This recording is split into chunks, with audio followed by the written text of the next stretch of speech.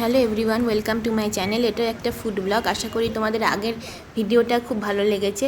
তো এইটা আমরা আজকে চলে এসেছি কল্যাণী বারবিকিউ নেশনে। প্যান্টালুন্সটা একদম একতলায়, আর কল্যাণী বারবিকিউ নেশনটা হলো গিয়ে একদম চারতলায়। তো তোমরা দেখতে পাচ্ছ যে এই দিক দিয়ে ঢুকতে হচ্ছে, পিছনে এই দিক দিয়ে। তো ওঠার সময় লিফট আছে। আর বারবিকিউ নেশনে খাওয়ার আমার অনেক দিনেরই ইচ্ছা ছিল। তো কলকাতা জানতাম আছে, তো কল্যাণীতে যে হয়েছে আমি জানতাম না। আমরা একটা রবিবার দেখে গেছিলাম, যেহেতু ছুটি ছিল অনেক দিন পর, মানে কখনোই যাইনি, অনেক দিন পর কল্যাণীতে আসলাম। তো ওই দিক দিয়ে দেখছো যে এই পিছন দিক দিয়ে ঢুকতে হচ্ছে। আর দেখো বারবিকিউ নেশন লেখা অ্যারোটা দেওয়া ওই দিকে। তো আমি খুবই আনন্দ পাচ্ছিলাম, কারণ অনেক দিন পরে আমি মায়ের সাথে বেরিয়েছি। মানে এত কল্যাণীতে তো কখনো মায়ের সাথে এভাবে খেতে আসিনি। তো এই প্রথমবারই আসা, আমার তো খুবই আনন্দ হচ্ছিল। ভাবছিলাম চারতলা কি হেঁটে উঠতে হবে নাকি সিঁড়ি দিয়ে। তো আমি তো হাঁপিয়ে যাব, কারণ আমি একদমই আনফিট, আমি সিঁড়ি বাইতেই পারি না। তারপরে দেখলাম না, লিফট আছে, কিন্তু লিফট আসতে অনেক দেরি হচ্ছিল। তো মা আর আমি দাঁড়িয়েই ছিলাম। তো গ্রাউন্ড ফ্লোরে লিফট আসবে, এই যে লিফট, মনে হচ্ছে হ্যাঁ লিফট খুলে গেল।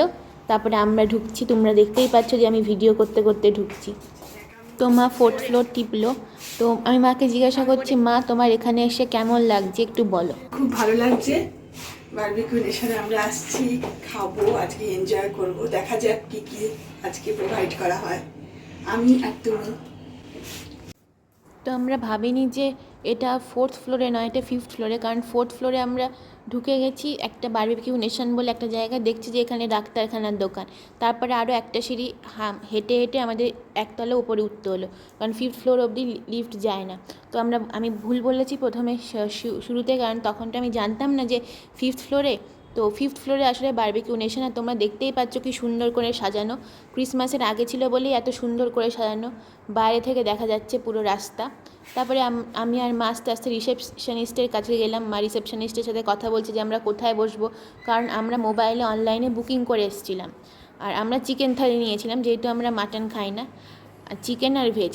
তো রিসেপশনিস্ট আমাদের দেখিয়ে দিচ্ছে যে কোথায় যে গিয়ে বসতে হবে। তো একটা ভালো জায়গাতেই বসবো ভাবছি। দেখছো শেফরা কীভাবে রান্না করছে, কি সুন্দর সাজানো একদম, মানে কখনো আমি এত বড় হোটেলে খাইনি। খুব ভালো লাগছে আমার এসে এখানে। আর এখানে দেখছো যে সবাই তোমাকে ওয়েলকাম করছে, লোকেরা বলছে কোথায় বসতে হবে। আমার মা কথা বলছে যে কোথায় বসলে ভালো হয়। তো খুবই আনন্দ পাচ্ছি এখানে এসে। দেখো কি সুন্দর একদম ফুল দিয়ে সাজানো। আর সবাই খুব ভালোভাবেই আমাদের ওয়েলকাম করলো। আসলে কখনো বারবিকিউ নেশনে এসে খেতে পারবো, মানে এত সুন্দরভাবে আপ্যায়ন করা হবে কখনো ভাবিনি। দেখতে পাচ্ছ যে রবিবার ছিল বলেই অনেক ভিড়ও ছিল।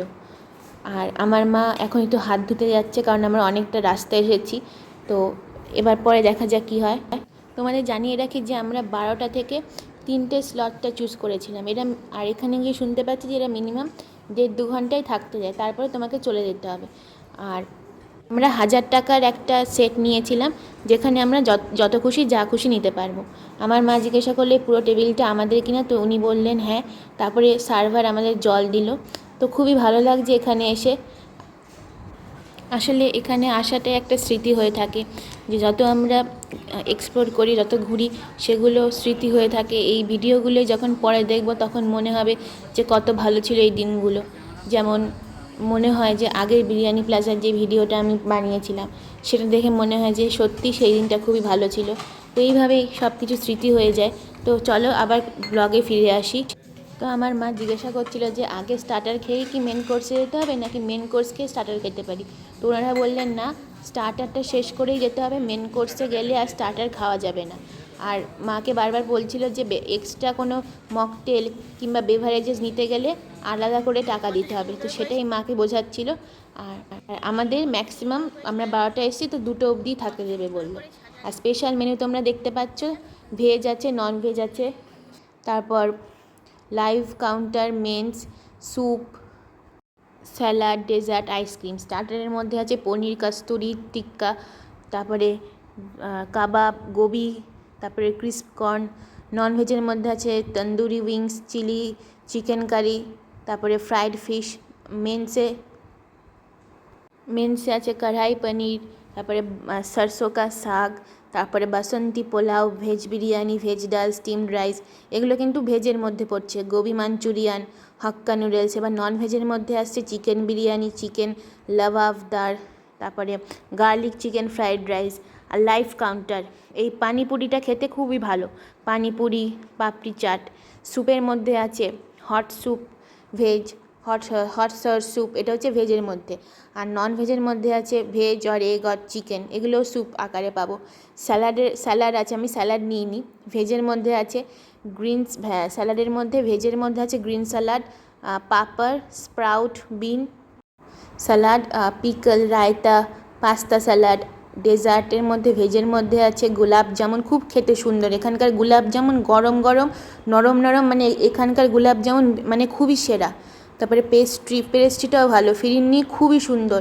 কাপ কেক আছে, মালপোয়া আছে, আর আইসক্রিমের মধ্যে ভ্যানিলা স্ট্রবেরি। এর মধ্যে সবচেয়ে যেটা আমার ভালো লেগেছে গোলাপ জামুন, মানে আমি প্রচুর গোলাপ জামুন খেয়েছি। আর ভেজ আমি বেশি একটা খাইনি, তো দেখা যাক কেমন লাগে পরের খাবারগুলো। আমার তো খেতে খুবই ভালো লাগছে, খুবই ক্রিস্পি, খুবই টেস্টি। তো আমি মাকে জিজ্ঞাসা করছি, মা তোমার খেতে কেমন লাগছে একটু বলো। কোনো আইটেম স্টার্টারে ভালো এনজয় করছি আমরা। তো অনেক দিন আমি পাপড়ি চাট খাইনি। পাপড়ি চাট তো খুবই পছন্দের, আর এখানকার পাপড়ি চাটটা খুবই সুন্দর খেতে, একদম মুচমুচে। তারপরে নিয়েছি এই যে চিকেনের উইংস, তারপরে চিকেন মাঞ্চুরিয়ান, ফিশ ফ্রাই। তো সব কিছু ওরা একসাথে দিয়ে গেছে, আমরা তাই বললাম যে আমরা আস্তে আস্তে খাবো সময় নিয়ে।